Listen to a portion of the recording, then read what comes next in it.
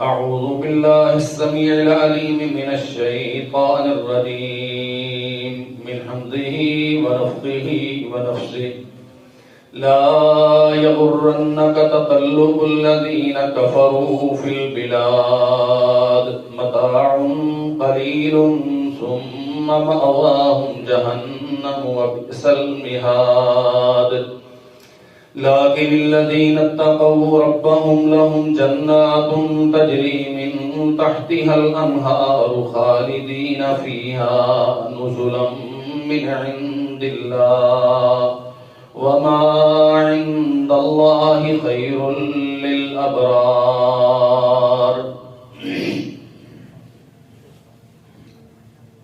حمد و ثنا اللہ ذوالجلال والاکرام کے لیے، درود و سلام سید الانبیاء جناب محمد رسول اللہ صلی اللہ علیہ وسلم کی ذات گرامی پر۔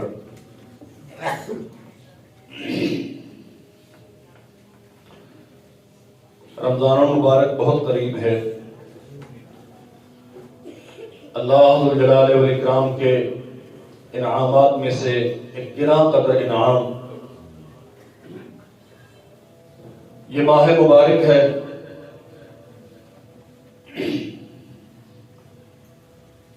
ہماری اب تک کی زندگی میں بہت سے رمضان آئے، گزر گئے۔ اللہ کے علم میں ہے یہ رمضان پورا دیکھنا ہم میں سے کس کے نصیب میں ہوگا، اور آنے والے رمضان میں ہم میں سے کون زندہ ہوگا، کون یہاں سے جا چکا ہوگا۔ عقل مند اور دانا وہ آدمی ہے جو مہلت سے صحیح طور پہ فائدہ اٹھائے، اس قدر محنت اور مشقت کر گزرے کہ اس کے ماضی کے سارے رجسٹر جو غلطیوں سے، کمزوریوں سے بھرے ہوئے ہیں، اللہ ذوالجلال والاکرام کی طرف سے انہیں نیکیوں میں تبدیل کر دیا جائے۔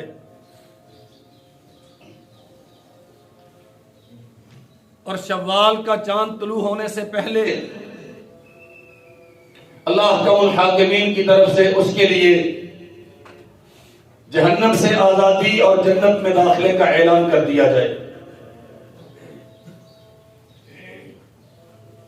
میرے عزیز بھائیوں، یہ دنیا کے مشاغل اور مصروفیتیں ہمیشہ سے ہیں، ہمیشہ رہیں گی۔ ہر دور کے بسنے والوں کے لیے یہ دنیا ایسے ہی تھی جیسے ہمارے لیے ہے، اور ہمارے بعد آنے والوں کے لیے بھی ایسے ہی رہے گی۔ نہ اس نے پہلے کبھی کسی سے وفا کی ہے، نہ یہ ہمارے ساتھ مخلص ہے، نہ ہماری آنے والی نسلوں کے ساتھ یہ کبھی وفا کرے گی۔ اللہ ذوالجلال والاکرام نے ہمیں عقل و شعور سے نوازا ہے، فہم و فراست عطا کی ہے، علم و دانش سے سرفراز فرمایا ہے۔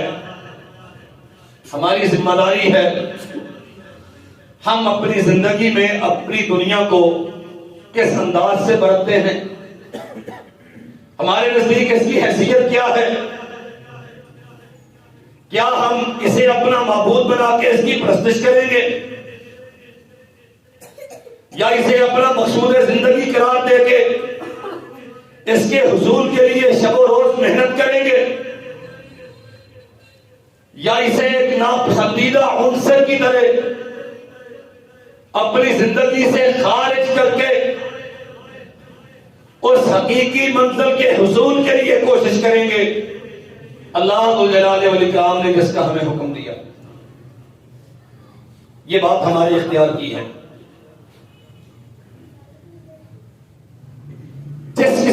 مسائل آج ہماری زندگی میں موجود ہیں.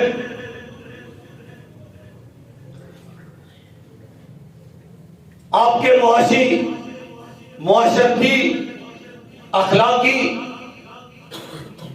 عقیدے کے، عبادت کے، حتیٰ کہ آپ کے ذہنی مسائل، اس سب کا بنیادی سبب یہ ہے جس کام کے لیے ہمیں پیدا کیا گیا تھا ہم نے اسے چھوڑ دیا، اور دنیا جو ہمارے لیے محض آزمائش تھی، جس کی حیثیت ایک استعمال کے قابل ناپسندیدہ چیز کے علاوہ کچھ نہ تھی، اسے ہم نے اپنے قلوب و اذہان پہ سوار کر لیا. جناب محمد رسول اللہ صلی اللہ علیہ وسلم نے فرمایا، لو كانت الدنيا تعدل عند الله جناح بعوضة ما سقى الله كافرا شربة ماء. اگر یہ دنیا اور اس میں موجود ساری نعمتیں، ساز و سامان، وسائل، جو کچھ اس میں موجود ہے، سب اللہ جلالہ والاکرام کے ہاں ایک مکھی کے پر کی قیمت بھی رکھتا ہوتا، اللہ جلالہ والاکرام ساری اپنے ماننے والوں کو دیتا، کسی کافر کو پانی کا ایک گھونٹ نہ دیتا. اگر کافروں کو یہ دنیا ملی ہوئی ہے، اور یقیناً ہم سے زیادہ ملی، اگر وہ تعیشات میں، آسائشات میں، نعمتوں میں، وسائل میں ہم سے بہت آگے ہیں، تو پھر ہمیں سمجھ لینا چاہیے اللہ ذو الجلال والاکرام نے اہل ایمان کے لیے دنیا کو پسند نہیں کیا. ہمارے لیے در حقیقت اللہ نے آخرت پسند کی ہے. ہمیں دنیا میں بھیجا ہے، یہ امتحان گاہ ہے ہماری، اس میں ہم نے محنت کرنا ہے اخروی کامیابی کے لیے، اس امتحان کے لیے جو سلیبس ہمیں دیا گیا اس کے مطابق ہم نے عمل پیرا ہونا ہے. اور اس ساری زندگی کی نعمت، اس ساری زندگی کی محنت اور مشقت کا نتیجہ اللہ ذو الجلال والاکرام کی رضوان اور اس کی جنت کی صورت میں حاصل کرنا ہے. یہ بدل بدل کے آنے والے موسم در حقیقت ہمیں توجہ دلاتے ہیں. تمہارا کوئی خالق ہے جو آسمان و زمین کا نظام چلانے والا، جو دن اور رات کو تبدیل کرنے والا، جو موسموں میں تغیر پیدا کرنے والا، کبھی رمضان لا کے، کبھی شعبان لا کے، کبھی محرم لا کے، کبھی ربیع لا کے تمہیں توجہ دلاتا رہتا ہے. تمہیں ایسا کرنا ہے کہ جس کام کے لیے پیدا کیا گیا تھا اس پہ فوکس رہے، اور وہ عظیم الشان نتیجہ جو اللہ ذو الجلال والاکرام کی رضوان اور جنت کی صورت میں تمہارے لیے تیار کیا گیا ہے، اس کے حصول کے لیے تم محنت کرو. لا یغرنک تقلب الذین کفروا فی البلاد. یہ پھیلے ہوئے مارکیٹیں اور بازار، یہ سجی ہوئی منڈیاں، لہلہاتے ہوئے کھیت و کھلیان، یہ دنیا میں بڑے بڑے ترقی کے دعوے اور سائنس و ٹیکنالوجی میں عظیم الشان ایجادات، یاد رکھو یہ تمہیں تمہارے حقیقی معبود سے غافل نہ کریں. لا یغرنک تقلب الذین کفروا فی البلاد. یہ کافروں کے وسائل کی کثرت اور ناز و نعم کے افراد یہ تمہیں پریشان نہ کر دے. متاع قلیل ثم مأواہم جہنم. یہ تو بہت حقیر سی متاع ہے، بہت معمولی سا فائدہ ہے. ثم مأواہم جہنم. اگر اسی کو مقصود زندگی بنا کے اس کے حصول کے لیے بھاگتے رہے تو پھر انجام تو جہنم ہوگا. وبئس المہاد. اور وہ بدترین ٹھکانہ ہے. واللہ بہت غور کرنے کی بات ہے. یہ دھوکہ ہے انسان کے لیے. ہم سمجھتے ہیں کہ میں نے یہ کر لیا، میں نے اتنی دنیا حاصل کر لی. ہم سے پہلے بہت سارے لوگ ہیں دنیا میں آئے اور چلے گئے. اپنے اپنے وقت اور بساط کے مطابق دنیا انہوں نے بھی حاصل کی، لیکن کوئی ایک فرد ایسا ہے تاریخ انسانی میں جس کی دنیا نے اس کے ساتھ کبھی وفا کی۔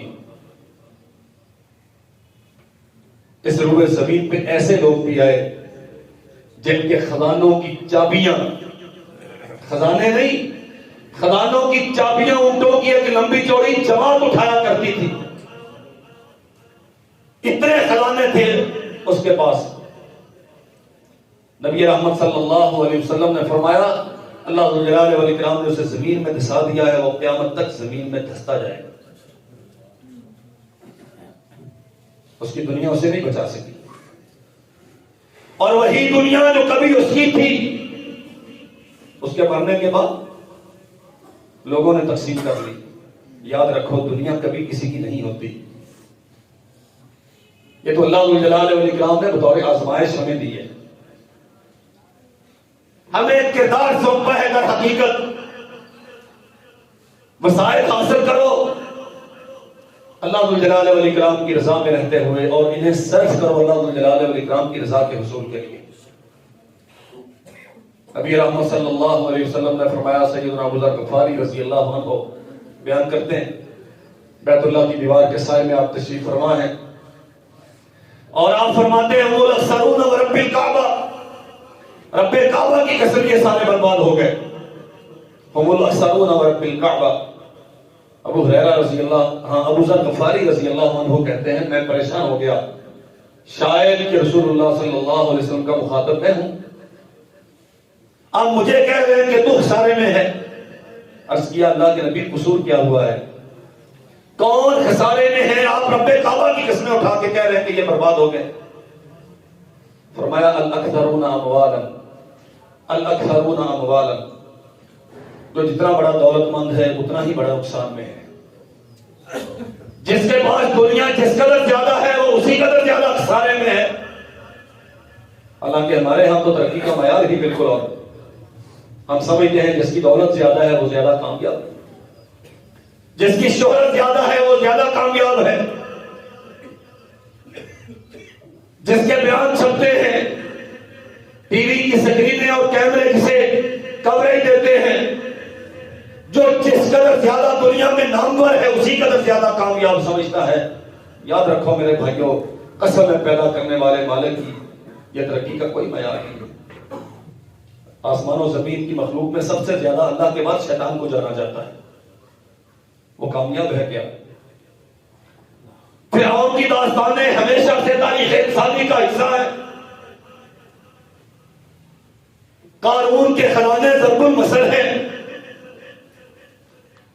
شداد و حامان اور نمرود اس جیسے اللہ کے باغی، ان کے قصے زبان زد عام ہیں، اور اپنے اختیارات اور وسائل میں وہ انسانی تاریخ کی مثالیں ہیں۔ کیا کامیاب ہیں یہ؟ ان میں ایک بھی کامیاب نہیں۔ ہم الاکثرون، یہ سارے خسارے والے ہیں۔ رسول اللہ صلی اللہ علیہ وسلم نے فرمایا جس قدر دنیا زیادہ ہے اسی قدر خسارے کا امکان زیادہ ہے۔ الا یفعلون ہکذا وہکذا وہکذا، ہاں البتہ جو دنیا کو مقصد نہیں بناتا، جس کے شب و روز کا مطلب اور مقصد ایک مکان بن گیا، ایک اور بن جائے، دوسرا بن گیا، اب تیسرا بن جائے، یہ بچہ سیٹل ہو گیا ہے اب اگلے کو کر لوں، وہ ہو گیا ہے اگلے کو کر لوں، جس کا مقصود زندگی یہ نہیں ہے۔ وہ سمجھتا ہے کہ ایک وقت مجھے دیا گیا ہے جس میں ایک کردار مجھے سونپا گیا ہے، اور اس کردار کا سکرپٹ، ساری ہدایات اللہ ذو الجلال والاکرام نے آسمان سے اتاری ہے، مجھے اس کے مطابق سروائیو کرنا ہے، مجھے اپنا کردار نبھانا ہے، مجھے ایکٹ کرنا ہے جیسے اللہ ذو الجلال والاکرام نے مجھے حکم دیا، بالکل اس عقیدے پر جو محمد رسول اللہ صلی اللہ علیہ وسلم نے سکھایا، بالکل ان ہدایات کے مطابق جو نبی رحمت صلی اللہ علیہ وسلم نے اپنی زبان سے ارشاد فرمائی، مجھے اپنا کردار نبھانا ہے۔ جیسے ہی کٹ کی آواز لگے گی میری روح میرے جسم سے جدا ہو جائے گی، اور پھر میرا یہ نبھایا ہوا کردار میرے لیے کتنے نمبر لے کے آتا ہے یہ تو قیامت کے دن پتا چلے گا۔ جو اسے سامنے رکھ کے کرتا ہے وہ اپنی صلاحیتیں بھی اسی کام کے لیے صرف کرتا ہے، وہ اپنی استعداد و قوت بھی اسی مقصد کے حصول کے لیے خرچ کرتا ہے، وہ اپنی دنیا کی دولت بھی اسی کے لیے خرچ کرتا ہے۔ رسول اللہ صلی اللہ علیہ وسلم نے فرمایا الا یفعلون ہکذا وہکذا وہکذا، دائیں بائیں سامنے آگے پیچھے اوپر نیچے، اللہ کے دین کی خدمت کرنے والے، اس کے بندوں کی خدمت کرنے والے، مسکینوں کا خیال رکھنے والے، ہر وقت نیکیوں کی تلاش میں رہنے والے، ایک مطمع نگاہ ہے ان کا کہ اللہ کی رضا چاہیے، اس کے لیے محنت کرنے والے، یہ تو کامیاب ہو جائیں گے، مگر نہ دنیا کے انبار رکھنے والے، ان سے زیادہ خسارہ پانے والا اور ناکام اور کون ہو سکتا ہے؟ سیدنا عمر ابن عبدالعزیز رحمۃ اللہ علیہ خاندان اموی کے بڑے نامور آدمی، بہت بڑے عالم فاضل حکمران، ان کے والد محترم عبدالعزیز بھی اپنے زمانے کے گورنر تھے، یہ بھی خلیفہ بننے سے پہلے گورنر رہے، نبی رحمت صلی اللہ علیہ وسلم کی حدیث کی جمع کرنے کی خدمت اللہ جلالہ والاکرام نے ان سے دی، جہاد کے قافلے روانہ کرتے تھے، بے شمار علاقے فتوحات کے جھنڈے گاڑے ان کی قیادت میں۔ وقت آخر ہے، ان کی اہلیہ محترمہ فاطمہ بنت عبد الملک کیا عظیم خاتون تھی، جن کا باپ بھی خلیفہ رہا، جن کا دادا بھی خلیفہ رہا، جس خاتون محترمہ کے 4 بھائی خلیفہ بنے اور جس کا شوہر بھی خلیفہ، اور یہ تاریخ انسانی میں واحد خاتون ہے جس کے اتنے رشتہ دار خلیفہ ہیں۔ مال و دولت کے انبار تھے بنو امیہ کے پاس، اقتدار سنبھالا، سب کچھ خرچ کر دیا، حتیٰ کہ حالت یہ ہو گئی بسا اوقات گھر میں پکانے کے لیے سبزی تک میسر نہیں ہوتی تھی۔ گھر میں آئے ہیں ایک دن، عادت مبارکہ یہ تھی نماز عشاء پڑھانے کے بعد تشریف لاتے اور ایک خاص کمرے میں گھر کی خواتین، خاص طور پہ اپنی بیٹیاں، ان سے بیٹھ کے دن بھر کی ان کی مصروفیت کا جائزہ لیتے، نماز کس نے پڑھی ہے، کتنے وقت پہ پڑھی ہے، آج قرآن مجید کتنا پڑھا ہے، رسول اللہ کی حدیث کا محاکمہ کتنا کیا گیا ہے، سارا دن کہاں گزارا۔ اور میرے عزیز بھائیوں، میں یہاں توقف کر کے التماس کرنا چاہوں گا، یہ وقت کے خلیفہ کی مصروفیت ہے۔ ہمارے پاس ایک گزر ہے نا، بڑے مصروف ہوتے ہیں، آپ یقیناً مصروف ہوتے ہیں، لیکن کتنے؟ عمر بن عبدالعزیز سے بھی زیادہ مصروفیت ہے کیا؟ ایک دکان کے مالک ہیں، 6 مرلے کے گھر کے مالک ہیں، ایک آفس کی ملازمت کرتے ہیں، فیکٹری میں آپ نوکری کرتے ہیں، کتنے بڑے مصروف ہیں آپ کہ سالوں گزر جاتے ہیں اور آپ کے ساتھ بیٹھنے کی کبھی فرصت نہیں ملتی، کبھی ان کے معمولات پہ چیک رکھیں، نظر رکھیں، ان کا محاسبہ کریں، اس کا کبھی آپ کے پاس ٹائم ہی نہیں ہوتا۔ یہ وقت کا خلیفہ ہے اور معمول ہے روزانہ اپنی بیٹیوں کو بٹھاتا ہے اپنے سامنے اور دن بھر کے معمولات کی رپورٹ لیتا ہے۔ آئے گھر میں، اندر داخل ہوئے تو بیٹیوں نے منہ پہ ہاتھ رکھا اور ایک کے بعد دوسری اٹھ کے چلی گئی۔ یہ بڑے حیران ہیں کہ میری بیٹیاں میرے آنے پر منہ پہ ہاتھ رکھتی اور باہر چلی جاتی۔ خادمہ کو بلایا، یہ میری بچیوں کو کیا ہوا ہے، یہ مجھ سے اعراض کر رہی ہے، اٹھ کے چلی گئی ہے۔ عرض کرتی ہے امیر المومنین، آج خلیفہ کے گھر میں پکانے کے لیے کوئی چیز نہ تھی۔ یہ جسمانی طور پہ معذور نہیں تھے، یہ عقل کے عاری نہ تھے، ایک زمانہ جن کے دبدبے سے کانپ رہا تھا،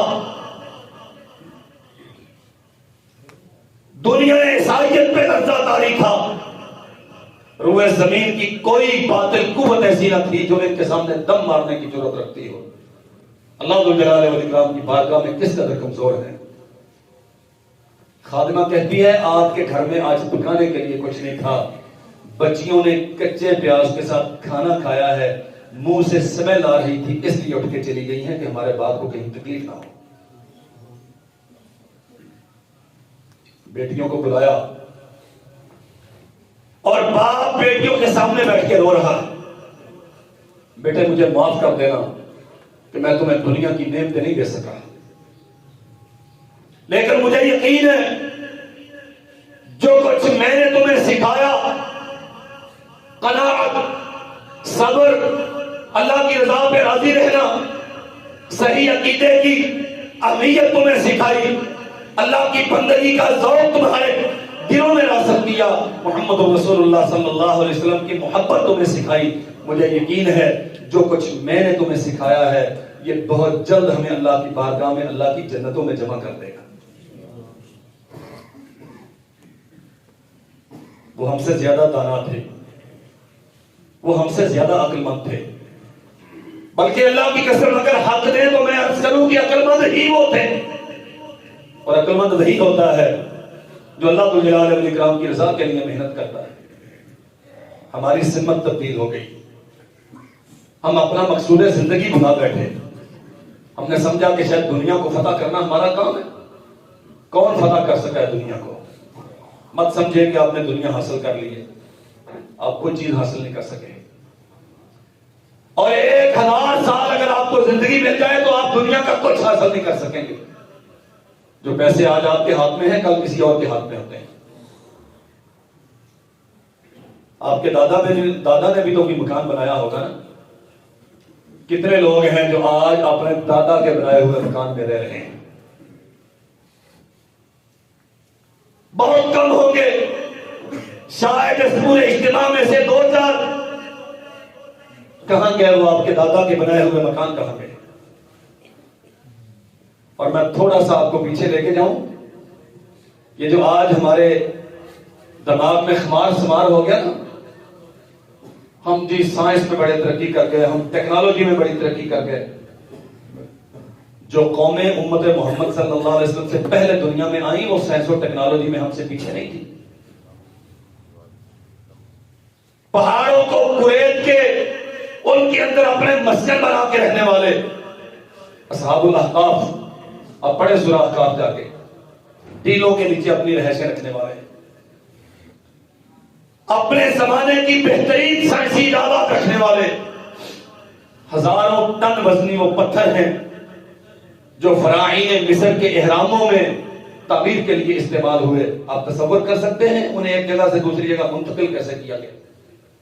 کیا ٹیکنالوجی تھی ہزاروں سال پہلے ان کے پاس تھی؟ یقیناً تھی۔ اور میرے بھائیوں یہ تو دھوکہ ہے سارا، یہ تو سارا دھوکہ ہے۔ وَمَا الْحَيَاةُ الدُّنْيَا إِلَّا مَتَاعُ الْغُرُورِ، اللہ قرآن مجید میں جا بجا کہتے ہیں یہ دھوکہ ہے۔ مت سمجھو کہ تم سے پہلے کوئی اتنا ترقی یافتہ نہیں تھا، تم سے زیادہ ترقی یافتہ تھے لوگ۔ مت سمجھو کہ تم سے پہلے اتنا دولت مند کوئی نہیں تھا، سونے کے برتنوں میں کھانے والے، چاندی کے گلاسوں میں پینے والے، آپ کو شاید اس پوری زمین پہ اب 10-15 لوگ بھی ایسے نہ ملیں جس کے برتن سونے کے ہوں۔ حدیث کی کتابیں بھری پڑی ہیں ان دلائل سے۔ دنیا میں ایسے بھی آئے جو مخملی تختوں پر بیٹھتے تھے اور سونے کی رکابیوں اور پلیٹوں میں کھایا کرتے تھے، اتنی دولت تھی ان کے پاس۔ کہاں گئے وہ سب اور کہاں رہی ان کی دولت؟ کوئی چیز ان کے ساتھ نہ جا سکی۔ اپنا کردار ادا نہیں کیا۔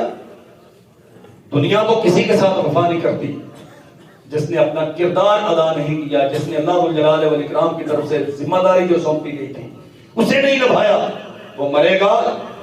وَمَأْوَاهُمْ جَهَنَّمُ وَبِئْسَ الْمِہَادُ، اس کا ٹھکانہ جہنم ہے اور وہ بدترین ٹھکانہ ہے۔ لَٰكِنِ الَّذِينَ اتَّقَوْا رَبَّهُمْ لَهُمْ جَنَّاتٌ تَجْرِي مِن تَحْتِهَا الْأَنْهَارُ خَالِدِينَ فِيهَا نُزُلًا مِنْ عِندِ اللَّهِ۔ ڈر جاؤ کس چیز سے؟ موت سے۔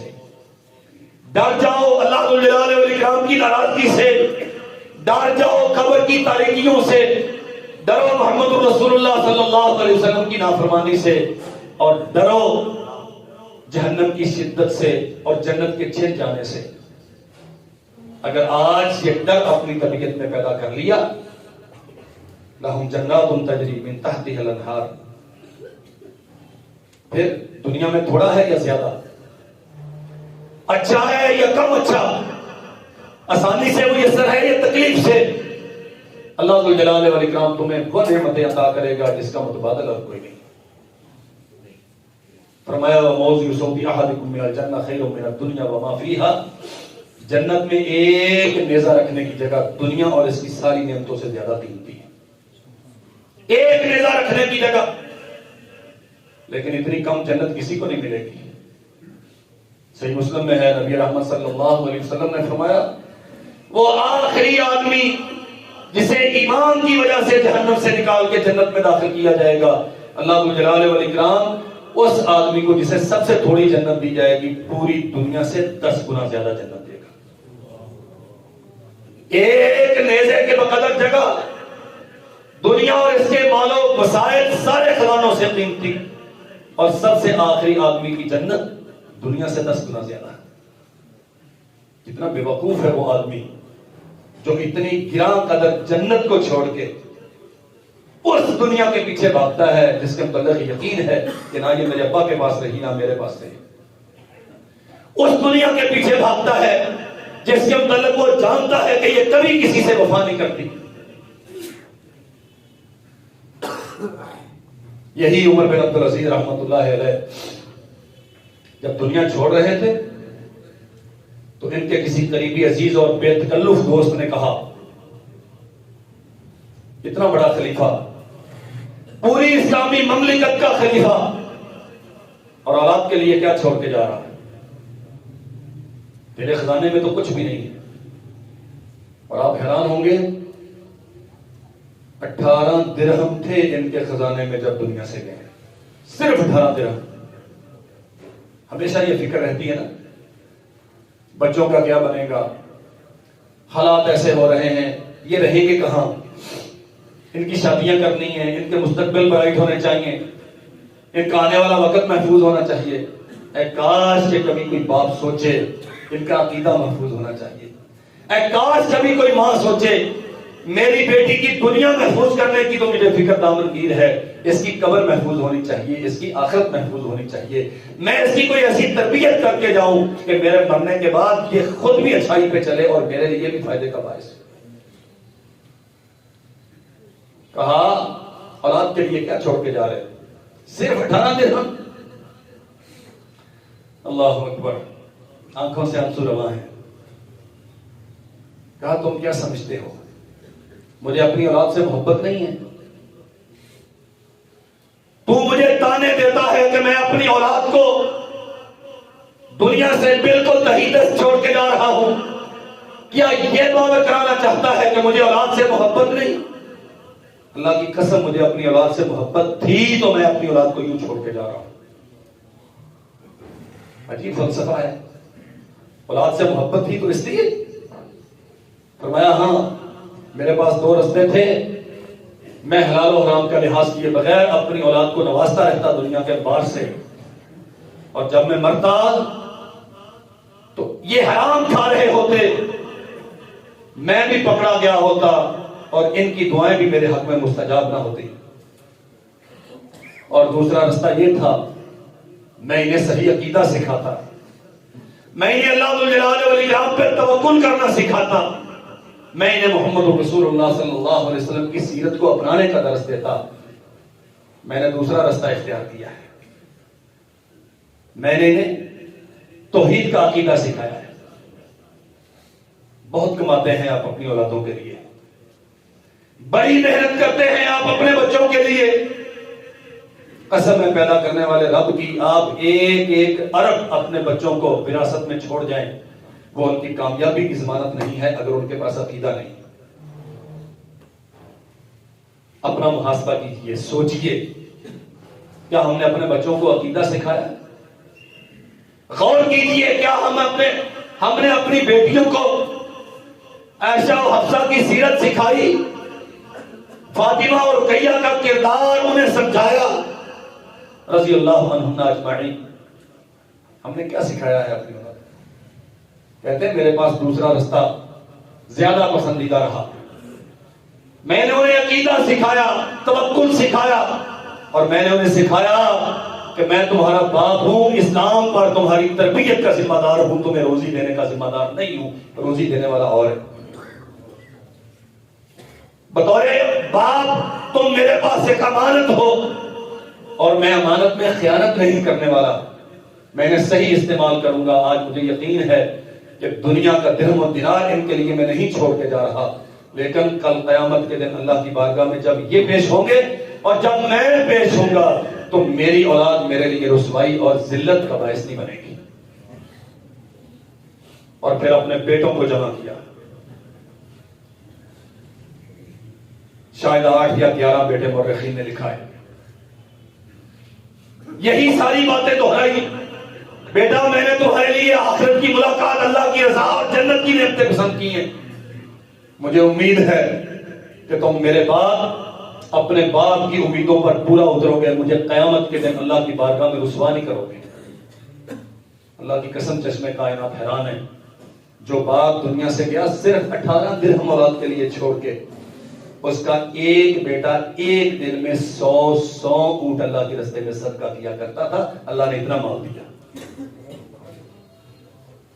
بات صرف یہ ہے آپ کی ترجیح کیا ہے, آپ نے اپنا مقصد زندگی کیا بنایا ہے.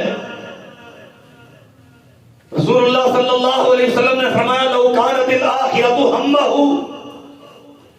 جعل اللہ غناہ فی قلبہ, اگر تم نے آخرت کو اپنا بڑا مسئلہ بنا لیا, اللہ کی رضا, جنت کا حصول, جہنم سے آزادی, رسول اللہ کی رفاقت, حوض کوثر سے نبی رحمت کے دستے مبارک سے پانی, اللہ جلال والاکرام کے عرش کے نیچے قیامت کے دن سایہ, یہ ساری تیری ترجیحات ہو گئی. جعل اللہ غناہ فی قلبہ, اللہ جلال والاکرام تجھے دل کی بادشاہت عطا کر دے گا. اور یاد رکھو, فقیر, غریب, بے دولت, بے بس اور لاچار وہ نہیں ہوتا جس کے پاس دنیا کے وسائل نہ ہو. اس سے بڑا کلاش اور کون ہے جو کروڑوں کا مالک ہے لیکن مزید کی ہرس اسے رات کو سونے نہیں دیتی, جو اربوں کا مالک ہے لیکن دوسرے کا حق مارنے سے وہ کبھی نہیں رکتا, ساری دنیا کو جمع کرنا چاہتا ہے. لو کانت الآخرۃ ہمہ جعل اللہ قلبہ جعل اللہ غناہ فی قلبہ, اللہ ذوالجلال والاکرام اسے مزاج کا سخی اور دل کا بادشاہ بنا دیتا ہے جو آخرت کے لیے جیتا ہے, آخرت کے لیے. وجمع لہ شغلہ, اللہ ذوالجلال والاکرام اس کے معاملات سمیٹ دیتا ہے. وہ اتنا مصروف نہیں رہتا جتنے ہم ہیں. نماز پڑھنے کی فرصت نہیں, قرآن مجید کو کھولنے کی فرصت نہیں, ماں بیمار ہے اس کی عیادت کی فرصت نہیں, بچے انتظار میں ہیں ان کے ساتھ ایک دسترخوان پہ بیٹھ کے کھانا کھانے کی فرصت نہیں. تو اس سے تو جانور اچھے ہیں جو اپنے بچوں کو ٹائم دیتے ہیں, تو اس سے تو جانور اچھے ہیں جو اپنے پیدا کرنے والے کو روزانہ یاد کرتے ہیں. اللہ کے لیے سوچ کے دیکھ, کتنی صبحیں ایسی ہیں جو تو اللہ ذوالجلال والاکرام سے غافل رہ کے صبح بیدار ہوتا ہے, اور کتنی راتیں ایسی ہیں جس میں تو اللہ ذوالجلال والاکرام کے سامنے سجدہ ریز نہیں ہو. گزشتہ رمضان سے تو نے قرآن مجید بند کیا, رمضان دوبارہ تیری دہلیز پہ آ گیا. ان گزرے ہوئے 11 مہینوں میں کتنے پارے تو نے پڑھے, کتنی بار تو نے قرآن مجید دہرایا, اور کتنی تو نے نیکیوں کے کام کیے. تب تو افطاریاں بھی کرواتا رہا, سحریاں بھی کرواتا رہا, اور تیری سیلفیاں بھی چلتی رہی, تیرے اشتہار بھی گردش کرتے رہے. لیکن یہ 11 مہینے کیا اللہ ذوالجلال والاکرام سے تو غافل ہو گیا؟ کیا تجھے اس کی ضرورت نہ رہی؟ کیا تو اس کی زمین چھوڑ کے کسی اور کی زمین پہ بسیرا کیے ہوئے تھا؟ کیا تو اس کی فضا میں سانس نہیں لیتا تھا؟ کیا تو اس کی دی ہوئی نعمتیں استعمال نہیں کرتا تھا؟ اگر اس کا جواب نفی میں ہے, اور یقیناً نفی میں ہے, زمین اسی کی ہے, آسمان اسی کا ہے, دی ہوئی صلاحیتیں اسی کی ہیں, یہ سارے مظاہر فطرت اسی کے ہیں, ساری قوت و طاقت اسی کی ہے, سب کچھ میں اس کا دیا ہوا استعمال کرتا ہوں, تو پھر اس کے سامنے سر مسجود ہونے سے کیوں کترا؟ جمع لہ شغلہ, یہ تیری بے محال جانور کی طرح پھیلی ہوئی مصروفیتیں, کیا کریں جی، سر کھجانے کی فرصت نہیں ہے، ماں کو دوا لے کے دینے کی فرصت نہیں ہے، نماز پڑھنے کی فرصت نہیں، مسجد کا دروازہ کبھی نہیں دیکھا، قرآن مجید کھول کے کبھی نہیں دیکھا، حالات ایسے ہو گئے حالات، اور یاد رکھ حالات ہمیشہ سے ایسے ہیں، یہ ہمیشہ ایسے رہیں گے، مسئلہ تیرا ہے، تیری ترجیحات کیا ہیں، تو شریعت کو اپنی ترجیح بنا، تو آخرت کو اپنی ترجیح بنا، تیرا نبی ضمانت دے کے گیا ہے، جمع لہو شغلہ، اللہ جلالہ والاکرام تیرے معاملات سمیٹ کے تیری مٹھی میں دے گا، باتت دنیا وہی راغمہ، یہ دنیا جو آج تجھے نچاتی ہے، جس کے لیے تو مارا مارا بھاگتا پھرتا ہے، جس کے پیچھے تو ذلیل ہو رہا ہے، یہ ذلیل ہو کے تیرے چوکھٹ پہ تیرا انتظار کرے گی کہ یہ بندہ مجھے قبول کر لے۔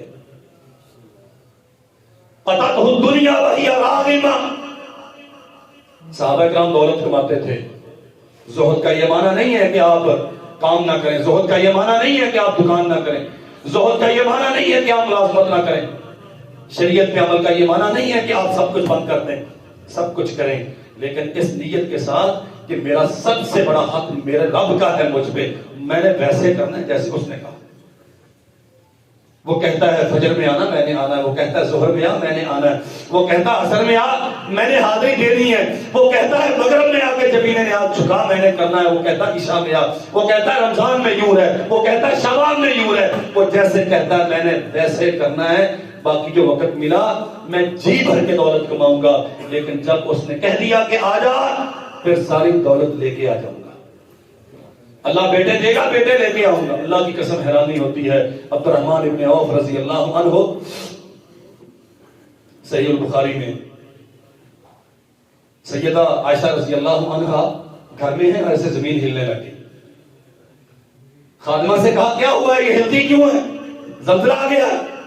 عرض کیا نہیں، زلزلہ نہیں آیا، عبد الرحمن ابن عوف کا قافلہ 700 اونٹوں پر سامان تجارت لدا ہوا، شام سے سامان لے کے مدینہ میں داخل ہو رہا ہے، جانوروں کے پاؤں کی دھمک کی وجہ سے مدینہ ہلنے لگ گیا ہے۔ ترجیحات دیکھیں، یہ وہی عبد الرحمن ہے، جب ہجرت کر کے مکہ سے مدینہ میں آیا تو رہنے کے لیے جگہ نہیں تھی، روٹی پکانے کے لیے بیوی نہیں تھی، سر چھپانے کو چھت نہ تھی۔ سعد بن عبادہ رضی اللہ عنہ جن سے رسول اللہ نے ان کا بھائی چارہ قائم کیا تھا، عبد الرحمن 2 بیویاں ہیں، ایک طلاق دیتا ہوں، آپ نکاح کر لیں، یہ باغات ہیں جو تجھے پسند ہے لے لو، یہ گھر ہیں جو تجھے پسند ہے اپنے لیے رکھ لو۔ ایک ہی بات فرمائی، کہا کچھ نہیں چاہیے، اللہ آپ کو برکت دے، مجھے منڈی کا رستہ دکھا دو، جو میرے مقدر میں ہوگا اللہ دے دے گا۔ اور معلوم ہے اللہ نے کتنا دیا؟ مورخین لکھتے ہیں جب دنیا سے گئے تو 4 بیویاں چھوڑی، بیوائیں چھوڑی، ایک بیوی کے لیے 40,000 درہم کی وراثت چھوڑ کے گئے، ایک بیوی کے لیے۔ رسول اللہ نے پوچھا عبد الرحمن نکاح کیا ہے؟ جی حضرت نکاح کیا ہے۔ حق مہر کتنا دیا ہے؟ فرمایا سونے کا ایک ٹکڑا بڑا تھا وہ دیا ہے کوئی اتنا امیر آج؟ لیکن جب ہجرت کو ضرورت پیش آئی، جب دین کے لیے ہجرت کی ضرورت پیش آئی تو پھر گھر پاؤں کی زنجیریں نہیں بنا، پھر اولاد رستے کی رکاوٹ نے سب کچھ چھوڑ دیا۔ آج عبد الرحمن ابن عوف کے متعلق سیدہ عائشہ رضی اللہ عنہا فرماتی ہیں میں نے رسول اللہ سے سنا اللہ عبد الرحمن کو جنت میں بھیجے گا اور یہ چھلانگے لگاتا ہوا جنت میں جائے، یہ مبشر بالجنہ ہے، یہ رسول اللہ کی زندگی میں آپ کی زبان سے جنت کی بشارتیں سن چکا ہے۔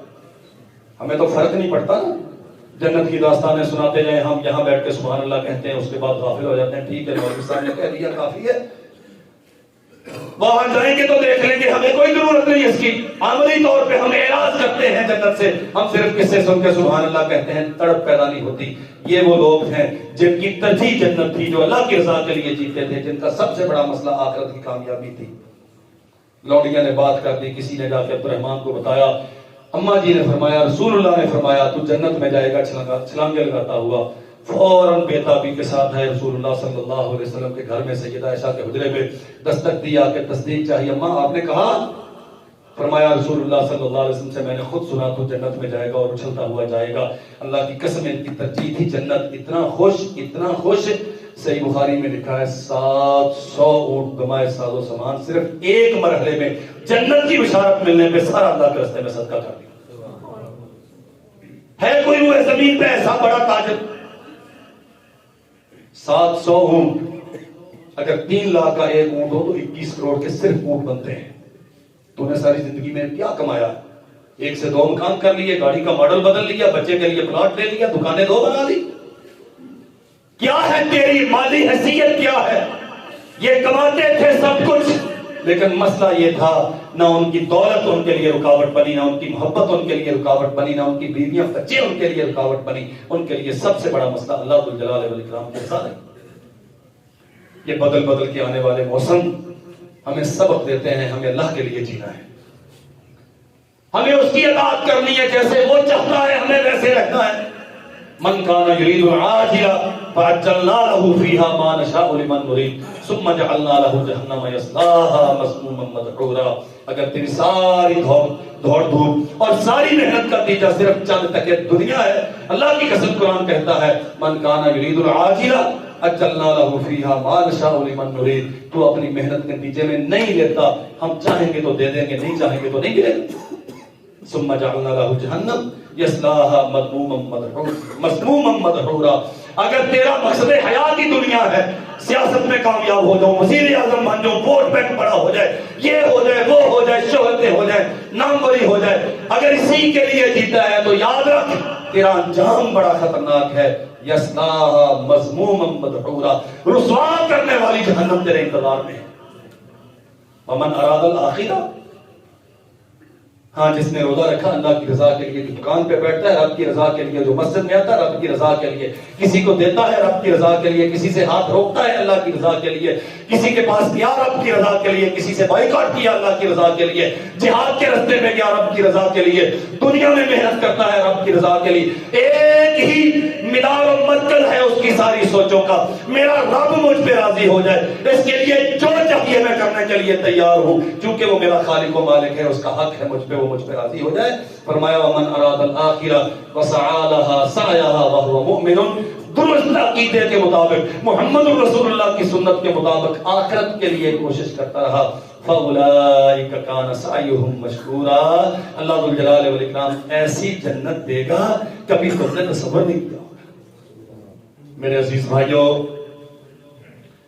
زندگی بہت ہو گئی، اور اللہ کی قسم اگر کہنے دیں تو حق یہ ہے کہ ہم زندگی گزار چکے.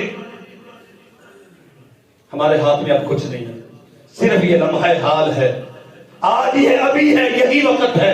اس کے بعد معلوم نہیں کہ اگلی سانس لینا کسے نصیب ہوگی کسے نہیں ہوگی. اس مہلت کو غنیمت جانیے، اپنی ڈائریکشن، اپنی سمت درست کیجیے، اپنی ترجیحات میں ٹاپ آف دی لسٹ اللہ ذوالجلال والاکرام کی رضا، اسے بنائیے اور اس کی حصول کے لیے محنت کیجیے. اللہ ذوالجلال والاکرام ہمیں سمجھنے کی توفیق عطا فرمائے. وآخر دعوانا الحمدللہ.